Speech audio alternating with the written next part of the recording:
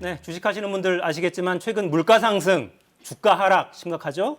그런데 원달러 상승, 환율 상승세도 또 심상치가 않습니다. 이인철 참좋은경제연구소장과 이야기 나눠보겠습니다. 어서 오십시오. 예. 자, 환율 얼마나 올랐습니까? 환율이 정말 신압으로 오르고 있습니다. 닷새째 상승했어요. 오늘 서울 외환시장에서 장중 1,270원 찍었습니다. 1270원. 예. 종가는 조금 하락을 했습니다만 이제 종가는 1,270원까지 올라서 종가 기준 보면 지난 이제 2020년 3월 이후 이제 25개월 만에 최고치인데 야, 환율 도대체 왜 이렇게 많이 오르고 있느냐? 환율 불과 1년 전만 하더라도 환율은 달러당 한 1,100원 내외에서 움직였거든요. 근데 이제 한 20%가량 이제 많이 뛰었다 이 얘기는 원화 가치가 떨어졌다는 거예요.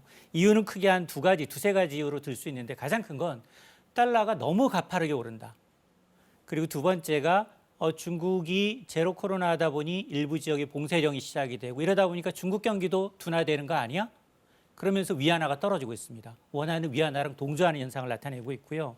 특히 미국은 41년 만에 최악의 물가난을 타개하기 위해서 공격적인 금리 인상을 예고하니까 그동안은 위험자산에서 안전자산으로 빠지면 야 달러화 아니면 유로화도 있고 엔화도 있었거든요. 근데 지금은 유로화도 빠지고 엔화도 빠지고 오직 달러. 그러니까 엔화도 많이 빠진다면서요? 그렇습니다. 오직 달러로 가다 보니까 지금 뭐 환율이 굉장히 가파르게 오르고 있는 것도 문제고 이렇게 환율이 오르면 우리는 원화 가치가 떨어졌기 때문에 대부분 해외 수입해서 쓰잖아요. 해외 수입해서 쓰는데 수출이 2배 늘었다면 수입 물가는 3배 올랐어요. 이렇게 남는 게 없다라는 겁니다. 그러니까 뭐 대부분 외환 관련 투자를 일반인들이 하진 않으니까 그게 무슨 상관이야 하기 쉬운데 그렇지 않단 말이죠. 맞습니다. 물가에도 또 영향을 미친다는 얘기입니다. 자, 환율이 이렇게 치솟으니까 정부 당국이 구두 개입에 나섰습니다. 직접 개입하는 건 아니고 일단 말을 시작했어요. 홍남기 부총리 발언 들어보시겠습니다. 금주 들어 원달러 환율 오름세가 매우 빠른 상황입니다. 정부는 급격한 시장 쏠림이 발생하지 않도록 면밀히 모니터링 중이며 필요한 경우에 시장 안정 노력을 기울여 나가도록 하겠습니다. 필요한 경우에는 시장 안정 노력을 기울여 나가겠다. 예, 앞으로 뭔가 할 수 있다는 건데 맞습니다. 시장 반응을 좀 합니까? 시장에는 이제 경제부총리 의문의 일패다. 환율 상승세는 지속이 돼서 어제보다 더 뛰었습니다. 더 뛰었어. 요지부동입니다. 홍남기 경제부총리가 이제 현 정부 마지막 비상경제대책회의를 주재하면서 자, 이번 주 들어서 환율 시장이 좀 이상하다라고 하면서 이게 사실은 뭐 구두 개입도 있고 시장에 직접 달러를 뿌리기도 할 수 있습니다. 그런데 미국이 호시탐탐 이 환율 조작국, 환율 관찰 대상국이거든요, 우리나라가. 그래서 직접적인 개입은 좀 어렵습니다. 그럼에도 불구하고 이렇게 경제 수장이 나서서 외환시장의 위험성을 경고하게 되면 과거 같은 움찔해서 좀 하락을 해줘야 돼요. 근데 그게 안 먹히고 있다는 얘기거든요. 안 먹히는 건 왜 그렇습니까? 이 안 먹히는 이유가 여러 가지가 있습니다. 이 기존의 악재 앞서서 제가 이제 미국이 너무 빨리 이제 금리가 오르고 있습니다. 미국의 이제 달러를 기준으로 해서 6개 통화의 바스켓을 나타내는 달러 인덱스가 5년 만에 최고치고요.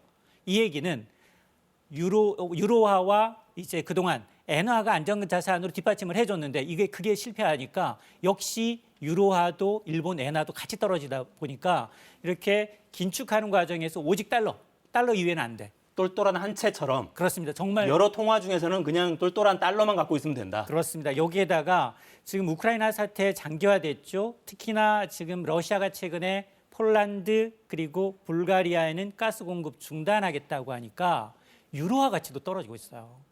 자, 이런 것들이 맞물리고 있습니다. 여기다 특히 오늘은 일본 엔화가 일본 중앙은행이 전 세계 중앙은행을 역행하고 있어요. 돈 더 계속 풀겠다. 제로 정책 가져가면서 제발 우리 돈 좀 우리 은행에서 이자 안 받을 테니까 돈 좀 무이자로 빌려가서 투자 좀 해라. 라고 하면서 양적 완화를 지속하겠다라고 하니까 지금 엔화 가치도 지금 5년 만에 최저입니다. 엔화 저희 그래픽 만들어 놓은 거 있나요? 네, 아직 준비가 안 됐군요. 그러니까 엔화 그 환율 그래프도 보면 굉장히 가파르게 지금 올라가고 있다. 맞습니다. 사실 그 엔화가 달러당 130엔 선을 넘은 게 지난 2002년 4월 이후 처음입니다.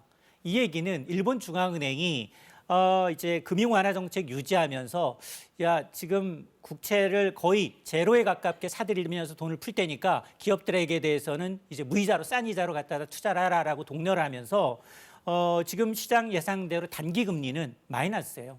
마이너스 0.1%. 이자 안 받고 수수료도 안 받을 테니까 제발 돈만 갖다 써줘. 그리고 10년물의 경우에 제로입니다. 금리가. 그게 그 조치가 일본 경제에는 도움이 되긴 합니까? 이게 아베노믹스부터 시작된 거예요. 2010년대로 거슬러 올라가야 됩니다. 이 후유증이 지금 나타나고 있는 거예요. 코로나19 상황에서 일본도 경제 구조가 우리보다는 내수가 좀 크긴 하지만 수출로 먹고 살았거든요. 근데 수출 계속 잘 되다가 요즘 무역수지 적자예요.